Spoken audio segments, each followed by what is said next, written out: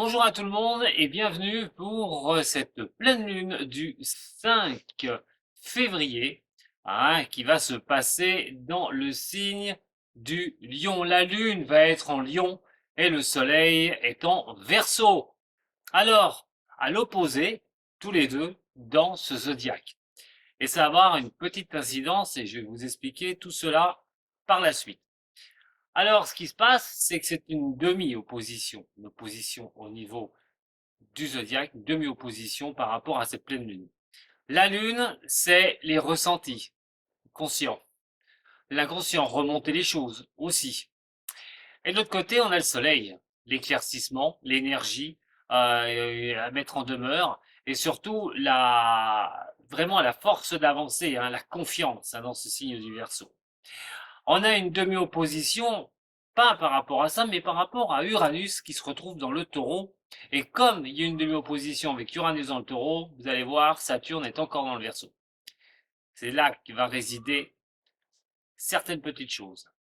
Attention aux tensions pour vous quand elle va avoir lieu. Alors ça va vite, la Lune elle s'en va très vite, une journée et demie, hop, elle change de signe. Donc attention au deuxième décan, quand elle va arriver, entre le 5 février, pour vous les Verseaux, les Lions, ainsi que les Taureaux et les Scorpions, puisqu'on est dans elle apparaît dans les degrés correspondant au deuxième décan. Faites attention à vous, sur les tensions de la journée, la sensibilité, la moindre réaction, vous pourriez foncer dans le lard, qu'il faudra vraiment éviter.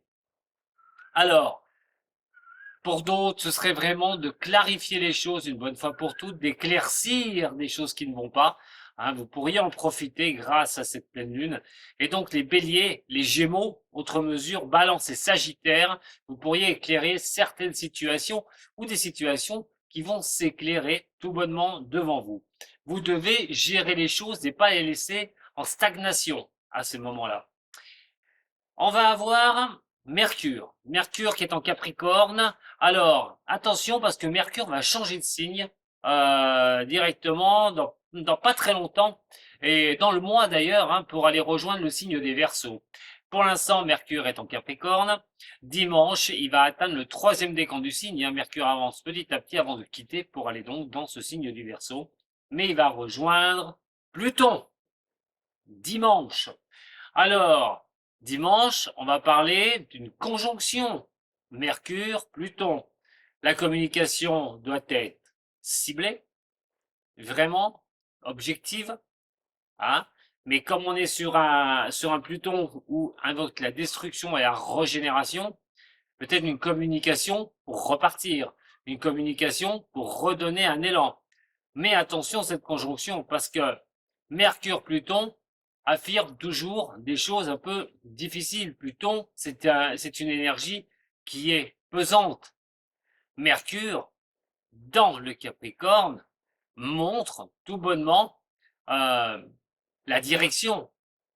C'est plutôt ciblé, c'est tranché dans le Capricorne. Donc attention quand même à cette communication. Faites attention qu'elle soit pas trop dure surtout. Alors pas de tension, surtout pas au niveau du communicatif, que ce soit au niveau professionnel, que ce soit au niveau des amis, au niveau du relationnel. Ça touchera les Capricornes, les Taureaux, les Vierges, Scorpions aussi. Donc attention à vous. Alors on va avoir Uranus qui est dans le Taureau et j'y reviens parce que il va y avoir donc cette demi-opposition avec Uranus. Uranus c'est le changement. Uranus est dans le Taureau, il va le rester toute l'année 2023. Saturne au contraire va sortir du Verseau, mais pour l'instant il y a encore. Donc ces tensions, le progrès, ceux qui veulent pas que ça change, ou avoir envie que ça avance, mais de l'autre côté, on est trop bien à son aise sur les choses un peu passées pour certains. Et donc, on ne veut pas tirer vers le futur. Donc, ce tiraillement. Alors, Uranus, c'est quand même bon au niveau des taureaux, mais pas que. Et ça profite à d'autres signes. On va dire les poissons aussi. Mais en outre, les poissons qui vont profiter, d'abord les signes de terre, signes de Vierge, signes de Capricorne, les poissons, bien sûr. Et le travail, il va falloir montrer un petit peu les choses comme le scorpion aussi qui va en profiter. Donc, le changement, le renouveau, les avancées vont être aussi importantes avec cette pleine lune. La réflexion, comme je vous ai dit, hein, pour pouvoir mettre des choses, pour pouvoir progresser. Cette communication aussi, comme elle va en toucher la majeure partie, doit être ciblée, mais non tendue. Alors, Jupiter est dans le bélier jusqu'au 16, jusqu'au 16 mai. Alors, profitez-en un maximum pour les béliers, les lions, les sagittaires, les verseaux et les gémeaux. Ne stagnez pas dans vos projets, continuez à avancer, les bons coups de chance du destin sont là, donc allez-y avant que ce Jupiter passe en taureau, puisqu'ensuite il ne reviendra pas de sitôt dans ce signe-là. Mars, toujours en gémeaux, profite aussi au Verseau, à la balance, au bélier et au lion, donc l'action à mener. Vous voyez, quand on regarde, par exemple les lions, voilà, Jupiter d'un côté, la croissance, la bénéfique, avec Mars, l'énergie d'aller de l'avant, une bonne fois pour toutes, c'est plutôt pas mal. Attention tout de même, je répète, aux tensions avec les lions, parce que vous avez donc cette pleine lune dans l'axe de chez vous, la lune chez vous, et le Verseau en face. Regardez les zones à éclairer et surtout, soyez patiente ou patient.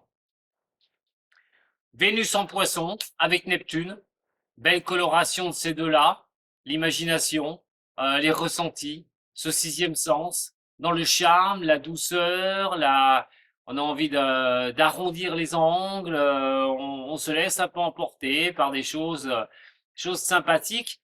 Attention que ça reste pas non plus que dans l'imaginaire, vous voyez. C'est à un moment donné, il faut avancer au niveau sentimental. Les poissons, les cancers et les scorpions, c'est plutôt pas mal. Les taureaux et les capricornes aussi. Donc, allez-y, avancez, ne soyez pas trop rêveurs, j'ai envie de dire, et osez, et tentez, tout bonnement. Alors, on va aller voir maintenant autre chose. Je vais vous parler de la Lune, parce qu'en fait, la Lune, elle va faire son tour tranquillement, mais sûrement. Elle va arriver en Verseau. Elle arrivera en Verseau le 18 février où elle formera une conjonction avec Mercure parce que Mercure sera dans le signe des Verseaux. Si on a une communication avec Mercure dans un signe de terre qui est tranché, qui est posé, qui des fois peut être un peu trop brusque, dans le signe d'air, c'est un peu olé olé. Et comme c'est un signe qui discute quand même pas mal, le Verseau, c'est quelqu'un qui s'intéresse à tout, donc la communication peut partir dans tous les sens. Alors, on va se retrouver avec des communications qui pourraient être bénéfiques pour ce signe-là et trouver des améliorations, des progrès, j'ai envie de dire. Surtout que Jupiter sera en bélier. Et ce que je dis pour l'un est bon pour l'autre. Ce que je dis pour le Verseau quand la lune va être en Verseau va être bon aussi pour le bélier. Et Mars en Gémeaux, qui va amplifier l'intellect, amplifier la réflexion. Mais il y aura une dissonance avec Uranus parce que Saturne sera dans le Verseau. Attention aux éléments de tension à cette époque. Mais quand je parle quand même de tension, la communication là est un peu plus aléatoire, un peu plus libre. Mais cette communication de Mercure dans le Verseau va former dans la maison qui représente le peuple, les autres, les citoyens, le relationnel, une communication en tout va. Avec cette dissonance, Uranus, Saturne, le futur, les avancées, les progrès, ou de l'autre côté, le passé, la stagnation. Et bien sûr, je parle de tout ce qu'on vit actuellement. Attention à ce moment-là, avec cette dissonance, il pourrait bien se passer certaines choses. Surtout que il faudrait éviter de monter les choses en tension avec cette dissonance et éviter la dispersion. Enfin, a priori de croire que dans le mois qui arrive, les tensions sont loin d'être terminées. Imposer le changement qu'ils sont en train de faire. Mais Saturne est toujours là. Et donc, est-ce qu'on va s'en sortir ou pas?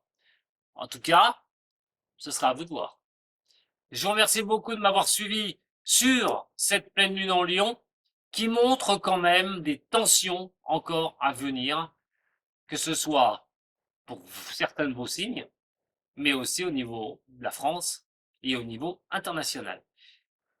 Je vous remercie, je vous dis à très bientôt avec Madame Voyance. Prenez soin de vous surtout, c'est le plus important. Sato.